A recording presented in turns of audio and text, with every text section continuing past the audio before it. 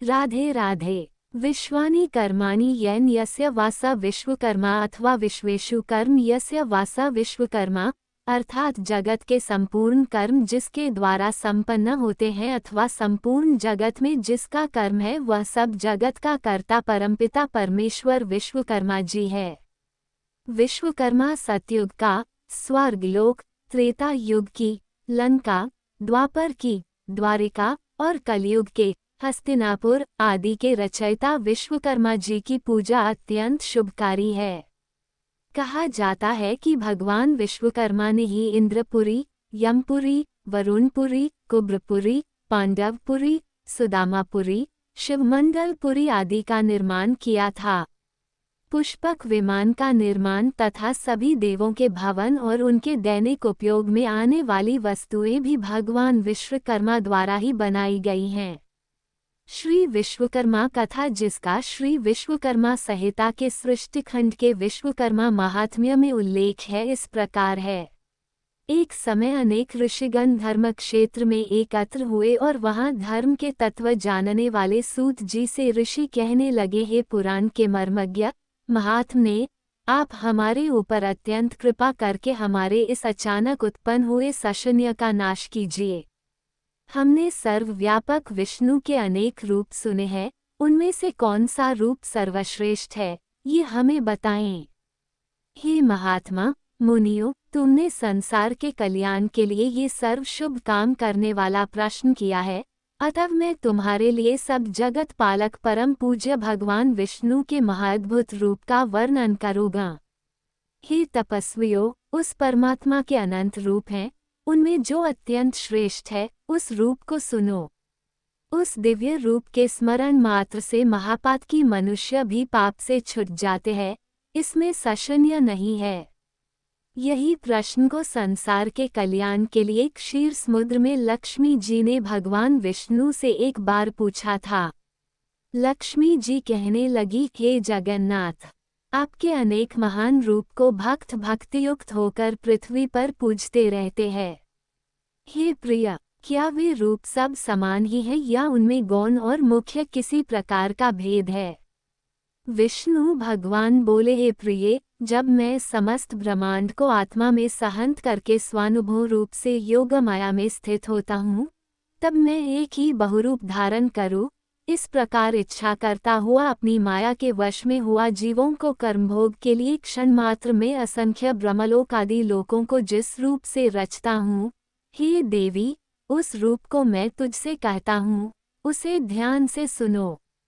हे देवी, मैं यह अद्भुत सब और तेज से व्याप्त अनेक सूर्यों की चमक से अधिक चमकने वाले विश्वकर्मा रूप को धारण करता हूँ और उनके अनंतर मनुष्य सृष्टि करने की कामना करता हुआ सर्वप्रथम पुण्यात्मा तपस्वी ब्रह्म को रचता हूँ। उस ब्रह्मा की स्तुति यज्ञ और गान के प्रतिपादन करने वाले ऋग, यजु और साम की अच्छी प्रकार उपदेश देता हूँ।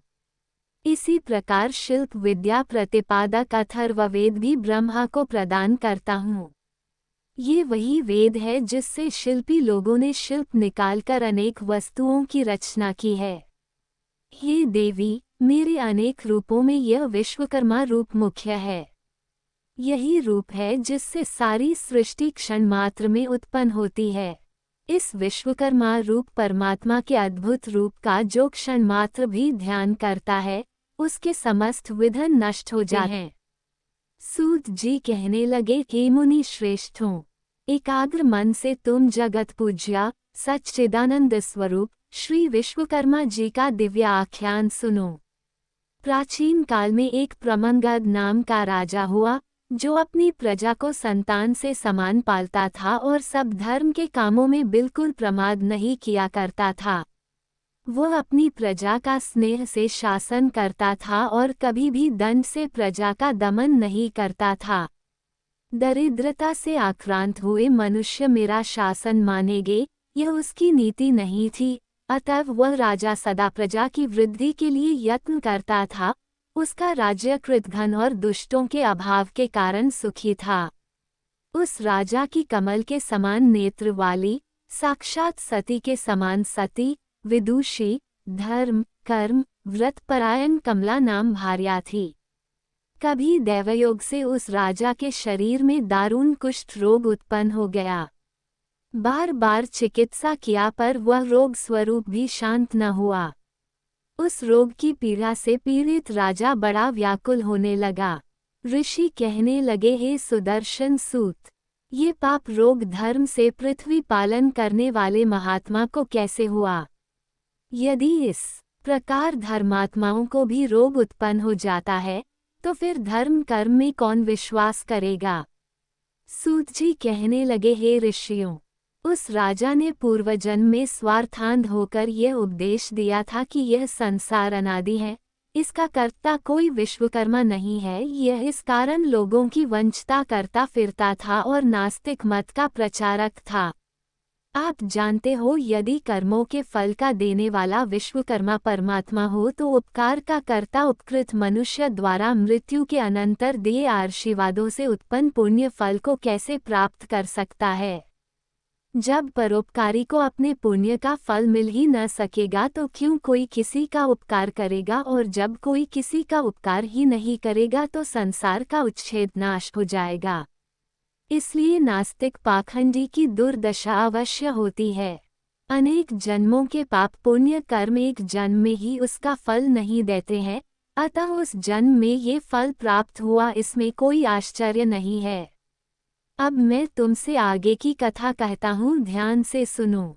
कभी उस राजा को अधिक व्याकुल देखकर उसके दुख से दुखी हुई पतिव्रता बेचारी रानी बोली, हे राजन, बड़ा तेजस्वी हमारा कुल पुरोहित अचानक अक्षय रोग से व्याप्त हुआ और बिल्कुल अंधा हो गया। उसे उपमन्यु पुरोहित ने अपने अतीन्द्रिय ज्ञान से देखा तो यही प्रतीत हुआ कि उसे अमावस्या का व्रत करे और श्री विश्वकर्मा जी का पूजन करना चाहिए। तब से ही उस पुरोहित ने सब कामों को छोड़कर विधिपूर्वक व्रत किया। व्रत के दिन ब्रह्मचारी रहता और फलाहार या एक बार अन्नाहार करता तथा धर्म चर्चा में लीन रहा करता था। उस व्रत प्रभाव के कारण पुरोहित को दिव्य दृष्टि प्राप्त हुई और बुढ़ापे में भी उसको देखने की दृष्टि नष्ट नहीं हुई। हे महाराज, मैं दीनता के साथ प्रार्थना करती हूँ कि आप भी दीनपालक श्री विश्वकर्मा की शरण में जाइए, जिससे इस दुख से छुटकारा मिले। राजा बोले, हे प्रिय, तुमने ठीक कहा है। इसको सुनकर मेरा चित्त बड़ा प्रफुल्लित हो रहा है और मुझे निश्चय सा हो रहा है कि भगवान श्री विश्वकर्मा के व्रत से रोग की अवश्य निवृत्ति होगी, क्योंकि किसी भी कार्य की सिद्धि को चित्तोत्साह प्रथम ही कह दिया करता है। सूत जी कहने लगे कि उस दिन से लेकर वह राजा प्रतिदिन श्री विश्वकर्मा जी का पूजन और वंदन करके भोजन करने लगा। अमावस्या के दिन सब कामों को छोड़कर व्रत विश्वकर्मा जी का पूजन और व्रत कराना चाहिए। जो भक्ति भाव से विश्वकर्मा भगवान की पूजा करता है वह सुखों को प्राप्त करता हुआ संसार में बड़े पद को प्राप्त करता है।